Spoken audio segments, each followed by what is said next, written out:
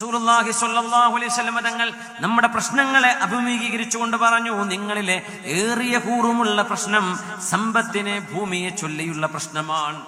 ഉമ്മ എനിക്ക് ആ ഭൂമി തന്നില്ല, ആ റോഡിന്റെ ഭാഗത്തുള്ള 5 സെന്റ് കാക്കാക്ക് ഇത് കൊടുത്തു, പെങ്ങക്ക് കൊടുത്തു, എനിക്ക് തന്നില്ല. അത് എനിക്ക് വേണമായിരുന്നു. ഓഹരി വെച്ചപ്പോ അത് ശരിയായിട്ടില്ല. ഇസ്ലാമിന്റെ മീറാസിന്റെ ഓഹരി അതിന്റെയൊക്കെ ആവശ്യമുണ്ടോ? നമുക്ക് അങ്ങോട്ടും ഇങ്ങോട്ടും ഒരുപോലെ ആയാൽ പോരെ എന്ന് പെങ്ങള് പറഞ്ഞു. ഇസ്ലാമിന്റെ ശരീഅത്തിനനുസരിച്ച് നടക്കട്ടെ എന്ന് ആങ്ങള പറഞ്ഞു. ഇത് രണ്ടുപേർക്കും ഇഷ്ടപ്പെട്ടില്ല.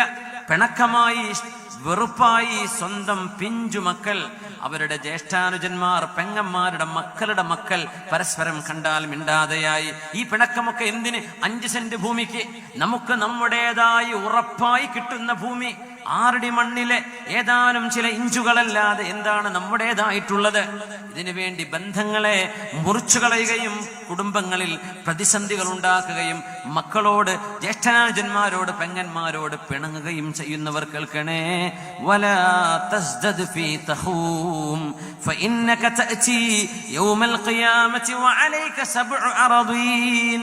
മറ്റുള്ളവർക്ക് അവകാശപ്പെട്ടത്, മറ്റുള്ളവരുടേത് എനിക്ക് വേണമെന്ന് പറഞ്ഞ് എന്തെങ്കിലും രേഖയുണ്ടാക്കി നിങ്ങളെങ്ങാനും നിങ്ങളുടെ കൈവശം വെക്കുകയാണെങ്കിൽ ഖിയാമത്ത് നാളിലേക്ക് വരുമ്പോൾ നിങ്ങളുടേതാക്കി നിങ്ങൾ ചേർത്തെടുത്ത ഭൂമിയുടെ 7 ലെയറുകളും 7 തട്ടുകളും നിങ്ങളുടെ കഴുത്തിൽ മാലയായിട്ട് നാളെ അല്ലാഹു ചാർത്തും. നടക്കാൻ കഴിയാതെ, ഇരിക്കാൻ കഴിയാതെ, ഭൂമിയുടെ ഭാരം 7 തട്ടിന്റെ ഭാരവും നിങ്ങൾക്ക്.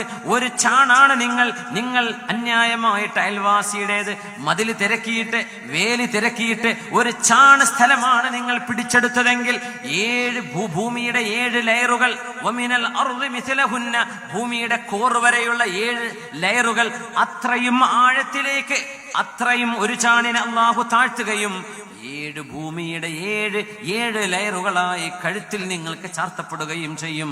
അതുകൊണ്ട് നിങ്ങളതിന് പോകല്ലേ എന്ന് മഹാനായ റസൂലുള്ളാഹി സ്വല്ലല്ലാഹു